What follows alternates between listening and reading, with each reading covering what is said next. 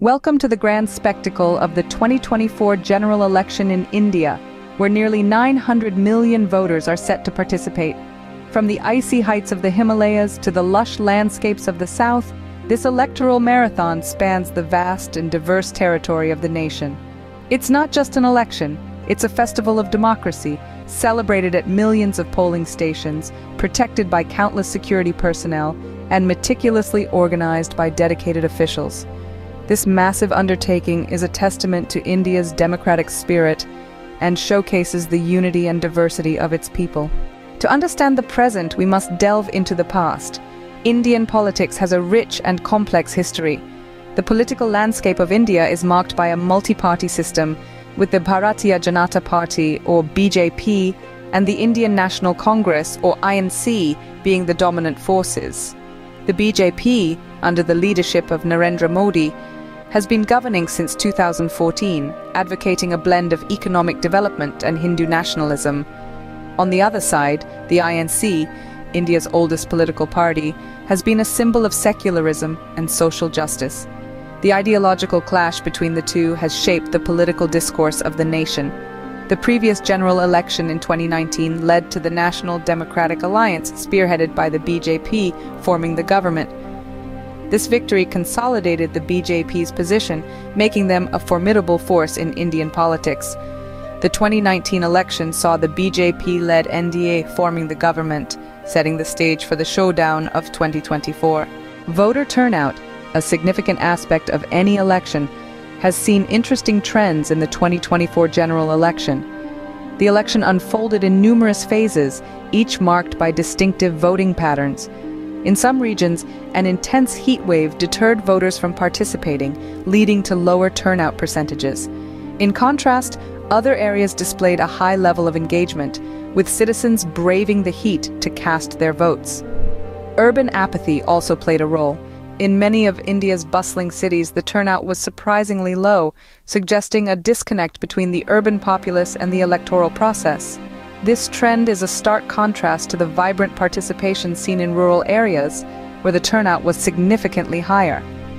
These factors, the scorching heat and the urban-rural divide, have the potential to influence the election results. The parties that can motivate their supporters to withstand these challenges stand to gain an advantage. The fluctuating voter turnout could potentially sway the balance in this high-stakes election. At the heart of any election are the issues and agendas that the political parties champion. Now let's delve into the narratives that have been shaping the discourse of the 2024 general election in India. On one side, we have the Bharatiya Janata Party, or BJP, who have been promoting a Hindu nationalist agenda. The BJP's campaign has been marked by a strong push for the implementation of the Uniform Civil Code and the National Register of Citizens. These policies have been divisive, to say the least. The Uniform Civil Code aims to replace personal laws based on the scriptures and customs of each major religious community in India, with a common set of laws governing every citizen. The National Register of Citizens, on the other hand, aims to document all the legal citizens of India, creating a potential risk of disenfranchisement for many. On the opposite side of the spectrum, we have the Indian National Congress, or INC. The ANC has been countering the BJP's narratives with their own agendas, focusing on inclusivity and secularism. They have been critical of the BJP's policies, particularly the Uniform Civil Code and National Register of Citizens, arguing that these policies can potentially disrupt the country's social fabric.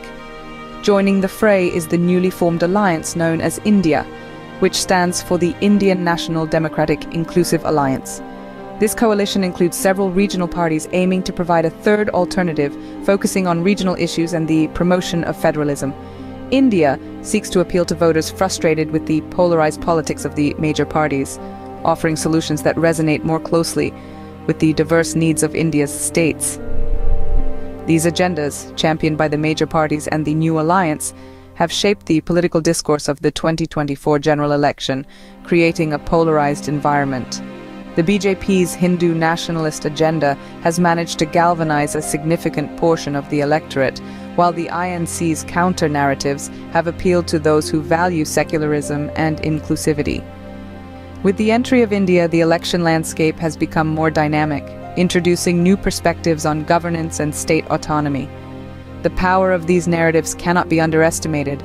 They have the capacity to determine the voting behavior of millions of citizens, and consequently, the direction that the country will take in the next 5 years.